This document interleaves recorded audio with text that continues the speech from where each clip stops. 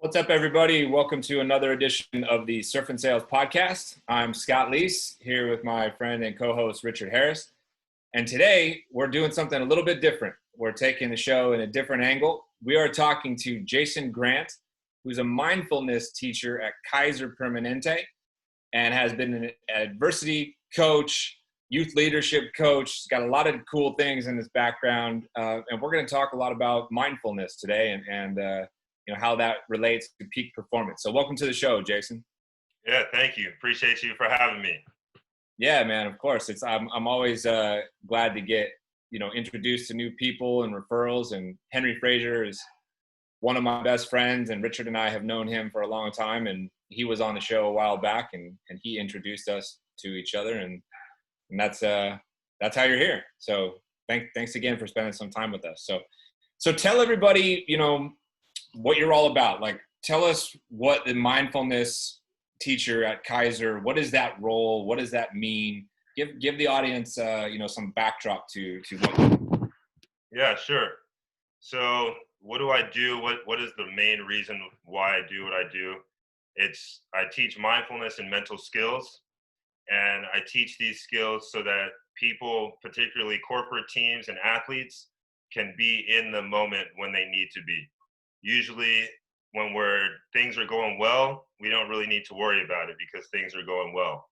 But we do need to dig in and figure out what's happening when we're in moments of challenge and when we're in intensity. And I noticed that usually those moments are the moments that we want the most. It's kind of like a difficult conversation. You need to have it, but it's difficult. And that's why it is difficult, because it's necessary. And same with being an athlete. To meet peak performance, you have to meet intensity. You have to meet competition. And if you don't, then you're overtaken by it. And so mindfulness is really all about how do you be in the present moment? How do you stand on your own 2 feet, regardless of the challenge or adversity that you're in? Yeah. And so what are like a couple actionable tips that you might be able to give us, right? This is super relevant for people in sales, which is primarily our audience, sales and sales leadership and marketing and so forth. Very, very stressful role, high pressure all the time. What are a couple actionable tips that you could give people to be more in the moment and be more present? Yeah. I would say one is just to stop, literally just to stop. Often when we're feeling like this, we're overwhelmed. And when we're overwhelmed, we want to check something off the list. We want to get it right. And so we just randomly will just try and grab something and attack it without really stopping, strategizing, corralling our energy, and then navigating it to one of the things that we need to complete. And once we stop, literally stopping our bodies, just take a breath, observe what's going on before you peacefully proceed. And that allows you even a second to see some choice that you have in order to direct the future, opposed to feeling like all these things are falling on me. I'm overwhelmed. I don't know where to go. I love that sort of stop or that pause. I'm thinking, Richard, of, sometimes somebody will ask me a question or give me an objection, and I kind of just take a breath and I'm just sitting with it and just thinking before I speak and before I reply. That's good feedback, Jason. Yeah, and I think for knowing, between Scott and I have a harder time doing that. I think I suffer with, whether it's my imposter syndrome issues or just always this angst. I know Scott feels it internally, but he's very calm externally, and I'm a little less calm externally. I want to back up for a second, though. How did you discover this was something you were passionate about? Were you the kid who just always sort of was the conscious kid and the good kid and the, always making friends with everybody, or, how did you get here? That's a great question. And, as you ask about me being a kid, I always played sports since kindergarten all the way up through college. Played all types of sports, from swimming in kindergarten at the Jewish Community Center to playing lacrosse a little bit in high school, and Pop Warner football. One thing that sticks out to me as you make that comment in question is tennis. I played tennis for a few years in middle school, and that may have been the hardest sport that I played because it is so mental. You know, it's a very easy sport just to hit the ball over the net. But then it becomes very mental when, oh, I want to hit the ball down the line, or I want to hit the ball across the court. I want to do something special, quote unquote, more than just getting it over the net. And then that's where you get in your head, you start beating yourself up. I start hitting my racket on the floor because I'm upset at myself for not doing it the easy way, which I know is just get it over the net. Let that other person mess up. And so just seeing that emotion regulation as I growing up in myself and not seeing that when I'm doing it in team sports. You know, team sports, it's like, oh man, this person dropped the pass or they missed the layup. So it's not all on me. I made the good pass, right? You know. But when did you realize that this was the part you needed to work on? Like, was there like this one match where like you should have beaten this person and didn't, or there was a several sets of circumstances, maybe some focus on life where you're like, okay, there's a pattern here, right? I gotta step back and adjust. Was there a pivotal moment? Yeah, there was, I would say, you know, kind of to yourself, not really understanding or having the full,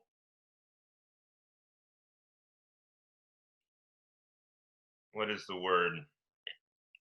Yeah, I guess just not even knowing about mindfulness is the thing. And so going through all these years of young adulthood, into coaching is what really got me into mindfulness and thinking, all right, this is a thing. I started coaching at junior college level in Oakland, California, at a school called Merritt College. And we ended up making the California State Final Four. And in that final game, and during the Final Four, the game was tied at halftime. With 2 minutes to go, we were down by 1. And then we ended up losing by 11. And so, with my personal history of playing sports, now coaching, and coaching this team the whole year through the Final Four and seeing that critical 2 minutes, that critical 2 minutes really taught me that, all right, this is about mental toughness. These guys, they have all the physical abilities to play with anyone in the state. They just did it with this team, but in the most intense time of the game, when they needed to lean on each other the most, when trust needed to be there the most.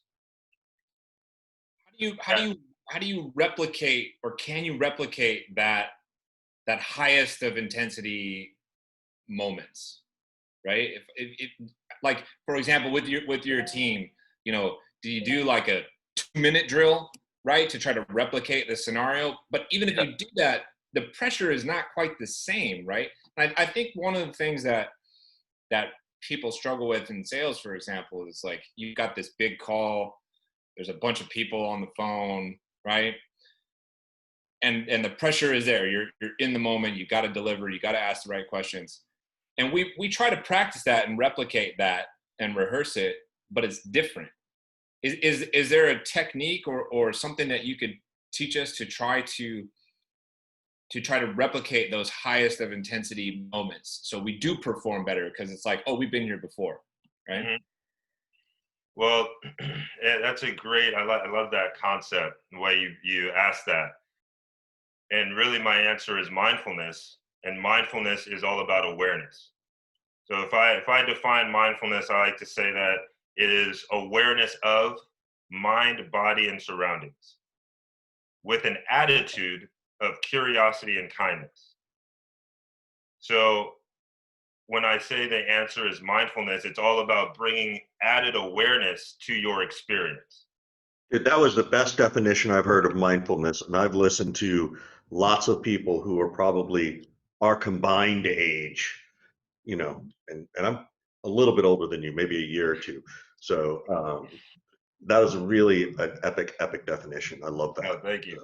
So, Yeah. So with that definition, even if you're not in the moment of intensity, even if you're not able to say, all right, we need championship level energy right now in the middle of the season, what we can do is bring awareness and discipline to what we're doing.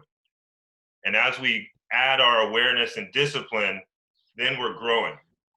And as we grow, we're able to hold more. And as we're holding more, then that's where we're able to hold that challenge. And through practicing, doing 2-minute drills or, doing whatever the team is weaker in, that's how we build that capacity. And through the second part of mindfulness, this attitude of curiosity and kindness, regardless if someone messes up, we know, hey, we're curious about this situation. We're going to be kind to my teammate. And I am aware of my mind, body, and surroundings. So I'm aware my mind just went negative, but I'm going to be curious and kind right now. Something that is difficult to do on demand in the heat of the moment. But that's why we practice it and add this that's why I wanted to focus on this and add this to the coaching staff, because this is something that could set myself apart from other coaches. But I also saw the actual need, because intensity is that's really where the game is. Right? How does somebody break that pattern where, okay, maybe I recognize I'm having negative thoughts right now, or I recognize that I've got anxiety coming up about this performance or this appointment or something like that. Now what do I do? How do I move through it? Does that make sense? Like, I've seen it, I feel it, I recognize it. How do I not be crippled by it? How do I move forward? Yeah. A couple of things that come to mind first is just leaning in on the breath. Often when we're overwhelmed, stressed out, we lose our breath. Our breath becomes faster or more constricted. And so just finding our breath, which then allows us to be in that present moment and to have more awareness. If I'm stressed out, then I'm pretty laser focused on how do I get out of this, or trying to change my situation. And I think what's key in mindfulness is we're not trying to necessarily fix anything. In mindfulness, it's all about, in the way that I train it, it's all about changing your relationship to something. So regardless, if there's a challenge, issue, overwhelm, if we can't get rid of that, if there's not a solution or, something that we can go to right away, mindfulness is something that allows you to change your relationship to the issue so that you can get along with it. So if I stump my toe in the morning, I can either get really upset. I can either go really upset, I'm angry, or I can say, oh, that's information. That's data. My toe is feeling data, receiving data that it feels unpleasant, versus I'm getting angry. And so it's first just taking that breath, but then that allows the awareness to come in.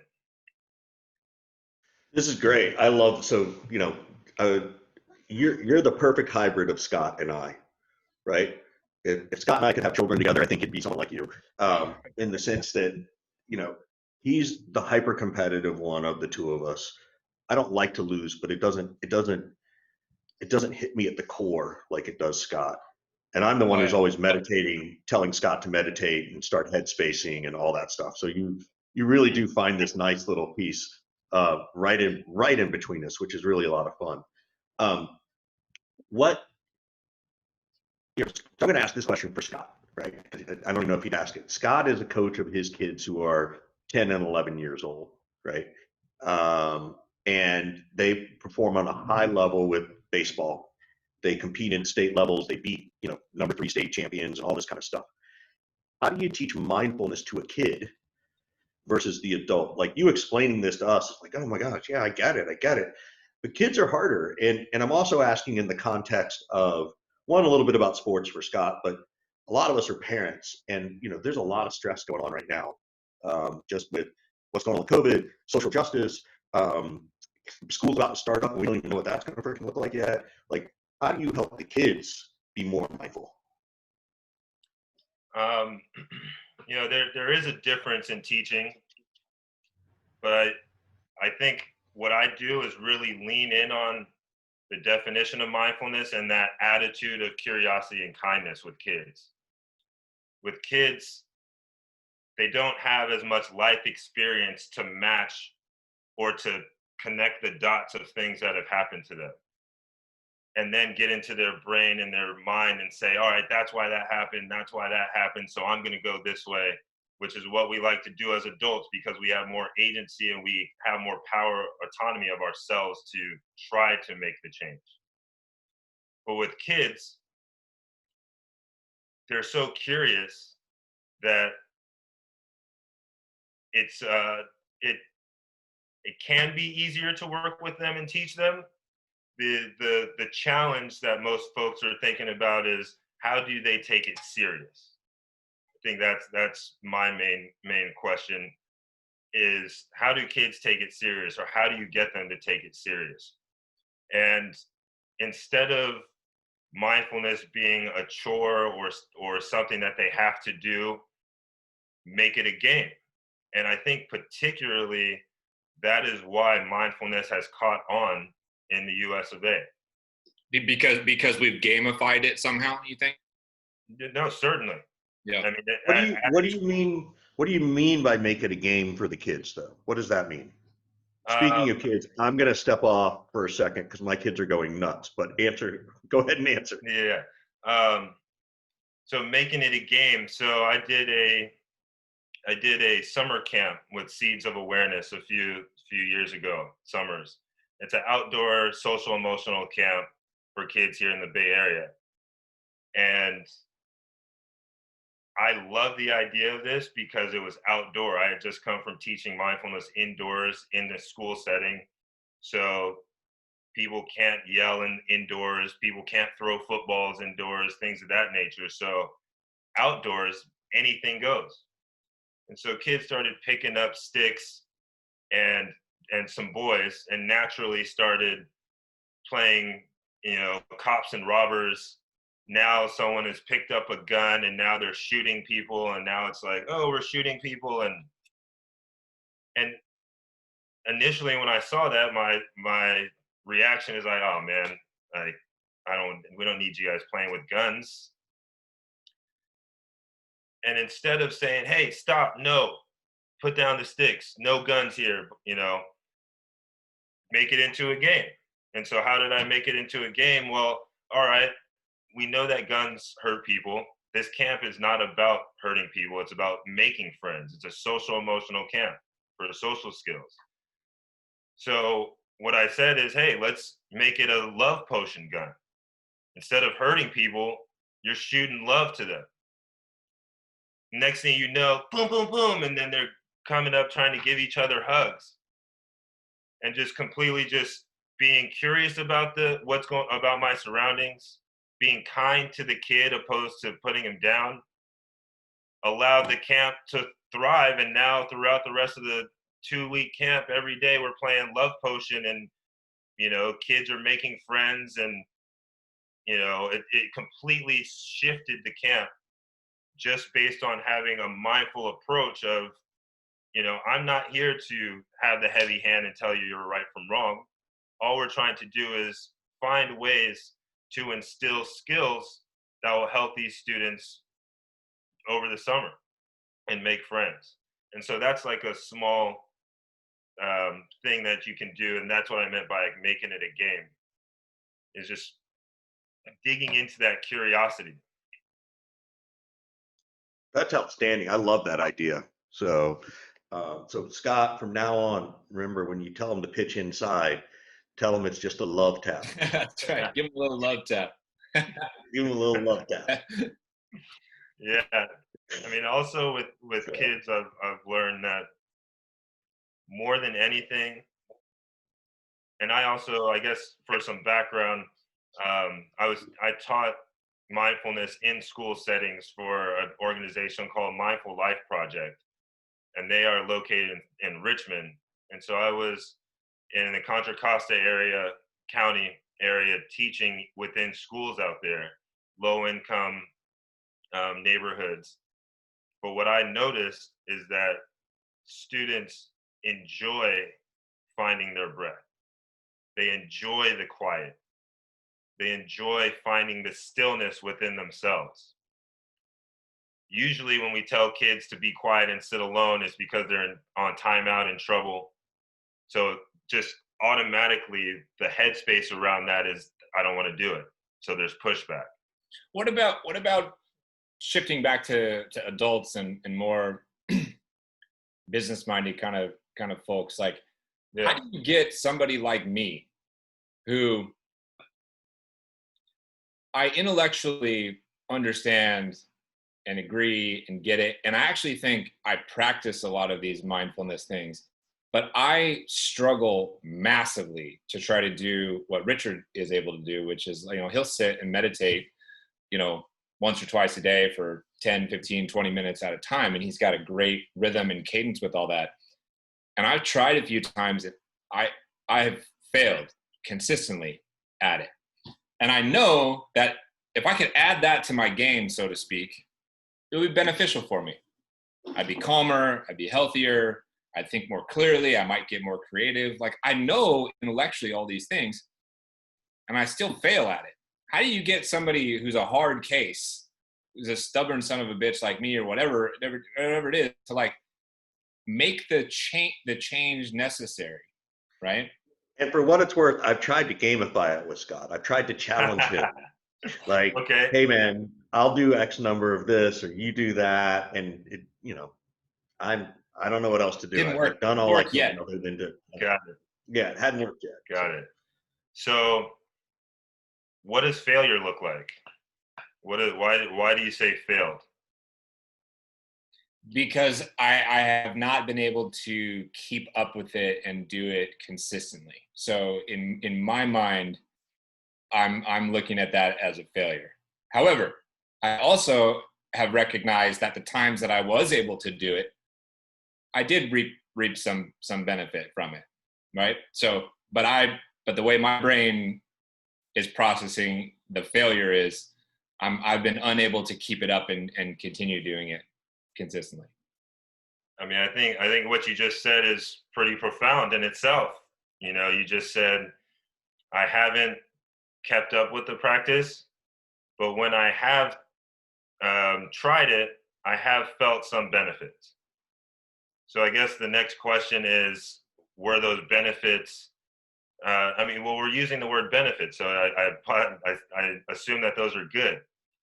So it's then about, how do you create the time to do those things?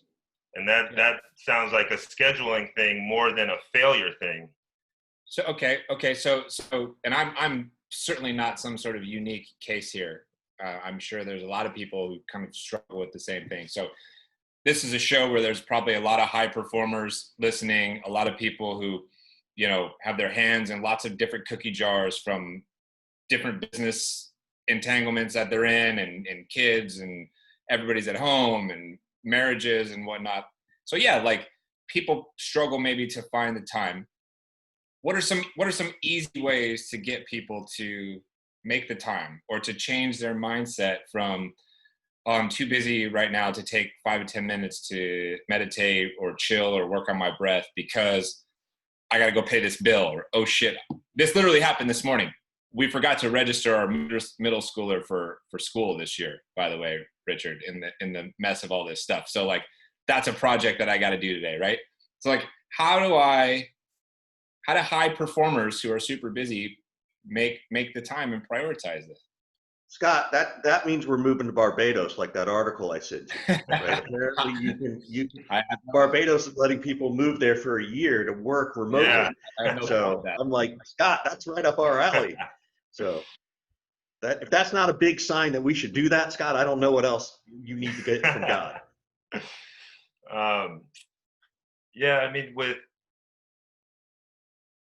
So what I'm thinking with that is kind of twofold. One, scheduling, or you can do things first thing in the morning, or they don't have to be 5, 10, 15 minutes. They could be 1 minute, 30 seconds. So they can be short. But then the second thing I'm thinking is what you said is like, folks are busy. Folks have things to do. Things are on their mind. So how do you still carve out time to do this practice, even though you're continually busy? So I guess my response is to find a time that works best for you. So I like to do it first in the morning, do some dedicated practice, and a dedicated practice to me is a meditation. So I like to do like 20 minutes of meditation in the morning before I even get up, and like brush my teeth and take my shower. Sometimes I'll even just stay in bed and do a body scan laying meditation. So I'm fully awake, but now I'm doing a meditation. Scott, this is one thing I've learned, and I'm a Headspace guy, Jason. So I don't know what I'd love for any things that you recommend. Mm-hmm. But one of the things I've learned through Headspace is that there are times where, I know we've all done this, is where we sit there and go, okay, what's going on? And we just take this really big, deep breath and we literally let it out. And you can feel your body releasing all that tension. And so I've seen you do it, Scott, like, and I even think sometimes That's what I'm saying. Like, I think I do some of these things. I might just not be aware of it all the time. Yeah. No, I think you definitely probably are. I'll share a quick story. So I did my business degree overseas. I did a global management, entrepreneurial management degree out of USF, and then also took me to Spain and to Taiwan. And I would join meditation and mindfulness groups, both in Spain and in Taiwan. And particularly when I was in Asia, I joined some meditation groups, mindfulness groups that I would go to weekly. And it was there that I distinctly learned the difference between mindfulness and meditation. And meditation is the 3,000-year-old practice out of Asia, meditating, like Buddhism, things of that nature. The more holistic practices that we know of, like coming out of India, yoga, things like that. Those practices, especially from that part of the world, the Eastern part of the world, is a lot different than what we know of as meditation. So before I left, meditation to me was sitting quietly, laying down, sitting, doing that type of thing. Now, after having gone to Asia and spent time there, there are so many other integral practices that are going on as people are sitting there meditating. Things that they're thinking about in their mind, physical things that they're doing. Like, one thing that comes to mind right now is there was a meditation that we did around corralling energy in our bodies. And awareness of mind and body, we brought awareness to our mouths. And we did that by circulating the saliva in our mouth for minutes upon time.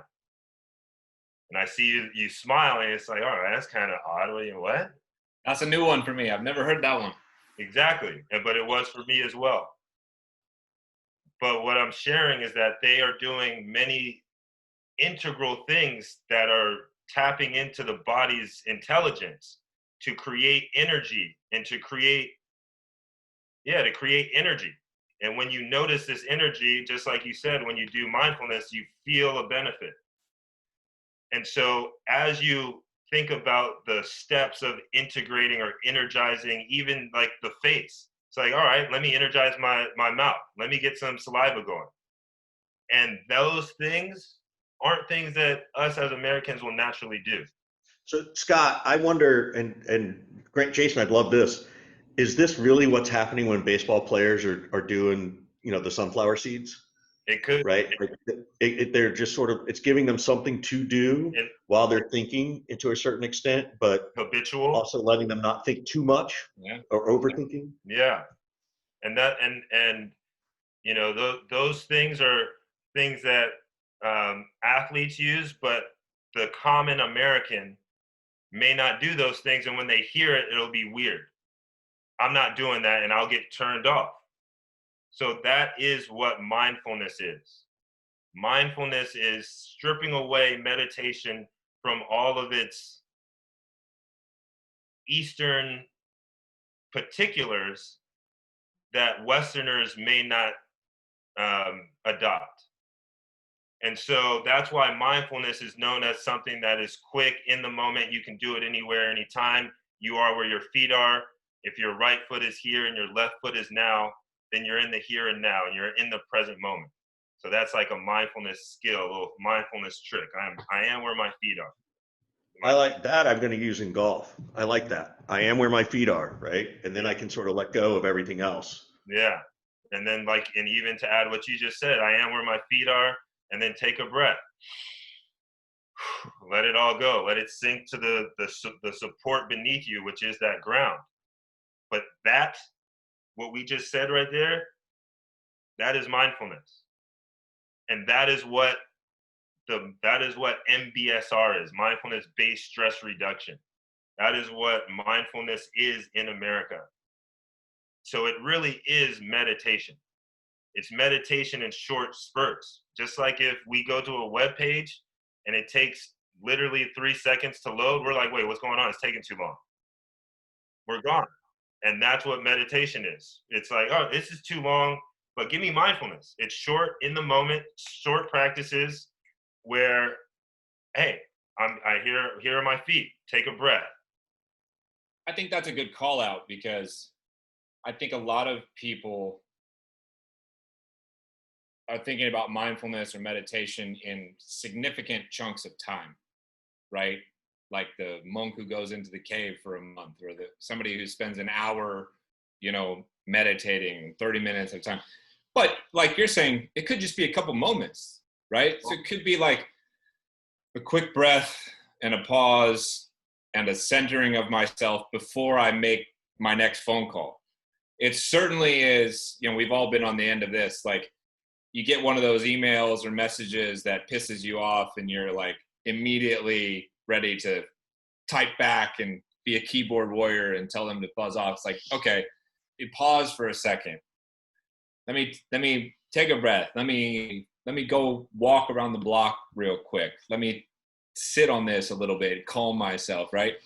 So I think that's really good call out, because if we can just experience these moments of mindfulness and not think of it as a big chunk of time, it becomes much easier in my mind, at least. And I wonder if others might agree with me. It takes the pressure off of having to do this big, huge thing. It's like, no, you could just do a bunch of little moments today, and that would still be beneficial.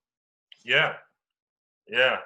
And I'm bringing up John Kabat-Zinn's definition of mindfulness, and it is the awareness that arises from paying attention on purpose in the present moment, non-judgmentally. And it's really this moment to moment, as you say, experience. So by focusing on the breath, the idea is to cultivate attention on the body and mind as it is, moment to moment. And so to help with pain in both physical and emotional challenges. But it is really about this moment to moment experience. And so to your point, and that you've been sharing, I think I do some of these mindfulness things. I would say, yes, for a fact you do. Things like even crossing the street. We don't just walk out into the street. We stop at the curb, look both ways, see that it's okay, and then we proceed. And that's basically like that stop exercise that I shared earlier.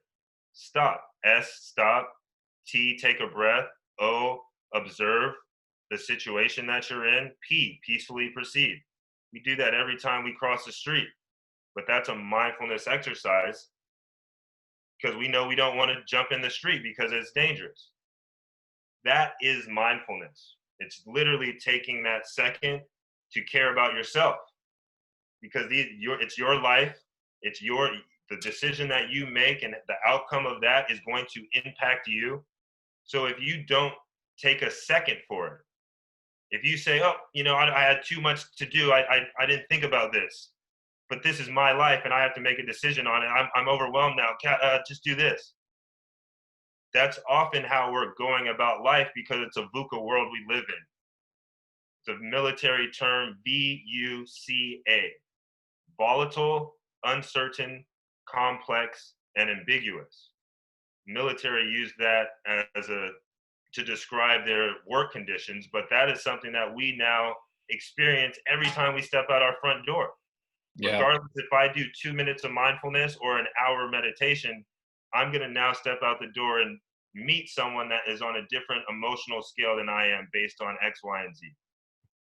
And if we come into contact, either we're going to rise or we're going to fall, or but one of us has to say, all right, I'm going to take a moment here and not just be taken by this moment. Scott, I'm curious, how many moments of mindfulness do you think you've had in the 40 minutes we've been talking to Jason? Probably a half dozen or more, at least. That's good. Yeah. That's a lot. That's really cool. So Jason, we've got to slowly wrap this up. I'm not rushing us, but I've got to jump on a call in about 10 or 15 minutes. Yeah. Is this something that you offer to everybody? How can people connect with you, one? And if it's not something you offer to everybody, where would you recommend people go if they want to learn more? Yeah, sure. So I do offer this to everyone. I do personal coaching, team coaching with athletic teams, but also corporate teams. I'm going to be rolling out in a program for intact teams, along with a partner at Yole Trips. We're going to be rolling out a corporate program for intact teams, so teams that are still working together, because as we know, a lot of Americans are out of work right now. A lot of teams have been broken up. So yes, work with athletes, corporations. Where can they get in touch with you? You can get in touch with me on LinkedIn. And then I'm also going to be having a website that's currently under construction. Website is going to be on my LinkedIn page. I'll update it once it's live. Also on Twitter at My Village Tribe, and that's spelled MYVILLAGETRIBE.